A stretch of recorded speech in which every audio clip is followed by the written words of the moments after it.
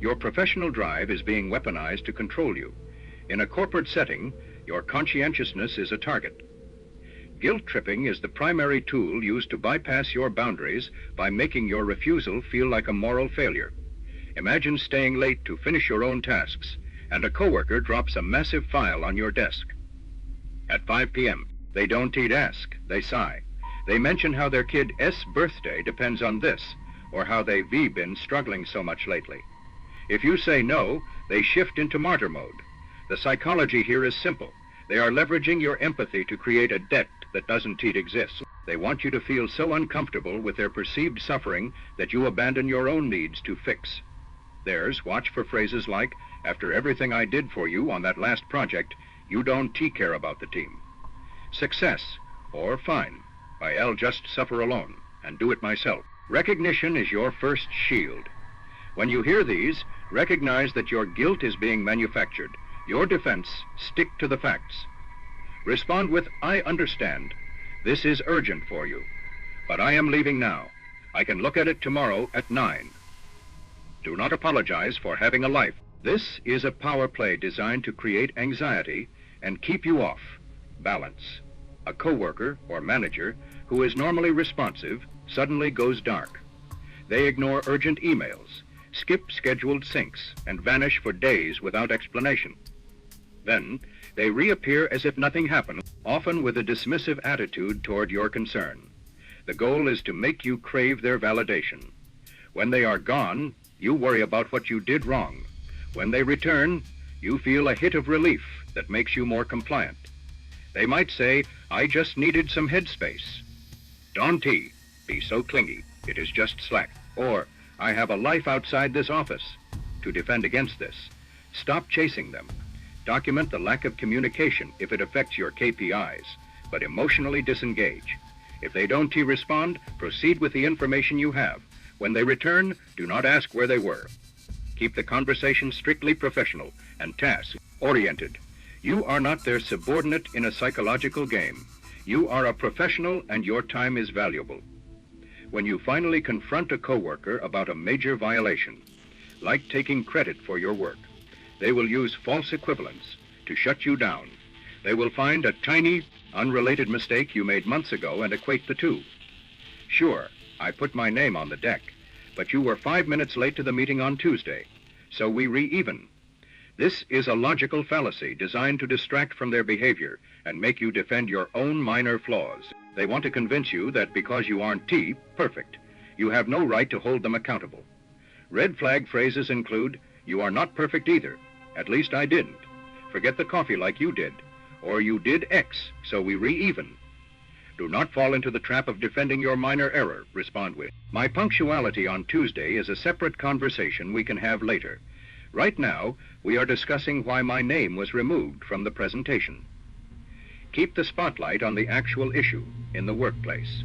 This looks like gaslighting light. It is the deliberate use of contradictions to make you doubt your memory or professional judgment. You'll have a meeting where a direction is set, but the next day, your colleague denies it ever happened. I never said that. They'll insist with absolute confidence. Even if you have notes, the mechanism here is to erode your confidence until you rely on their version of reality. If you don't trust your own mind, you are easier to control and direct. Watch for that never happened. You are imagining things, or you've been really stressed lately. Maybe you should see someone. Your defense is the paper trail. Never rely on verbal agreements. Follow up every conversation with an email.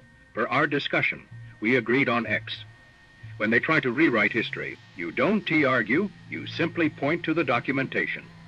According to the email sent on Monday, the goal was X. Facts are the antidote to confusion.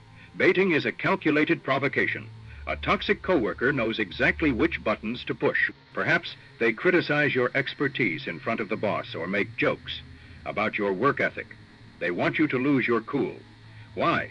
Because the person who reacts looks like the problem.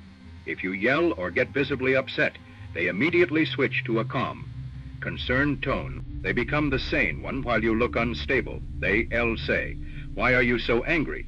It was just a joke. Take it easy. Or, wow, you are really overreacting. The defense is the gray rock method. Give them nothing, no emotion, no anger, no defense. Just a flat, boring response. If they insult your work, say, I'll take that into consideration, and walk away. When you refuse to give them the reaction they're fishing for, they lose their power over you. Your calm is your strongest armor in a professional environment. DARVO stands for deny, attack, and reverse victim and offender. This is the ultimate defensive maneuver for a manipulator caught in the act. If you catch them lying about a report, they will first deny it. I didn't lie. Then they attack you for questioning them. How dare you question my integrity? Finally, they reverse the roles. You are always attacking me. I feel so bullied by you. Suddenly, instead of them explaining the lie, you are apologizing for bullying them. They use phrases like, you made me do this. I am the victim here, or look what you are doing to me. Recognize the pattern. When you see the flip happening, stop. Do not defend yourself against the false accusations. Reiterate, we are not talking about my tone.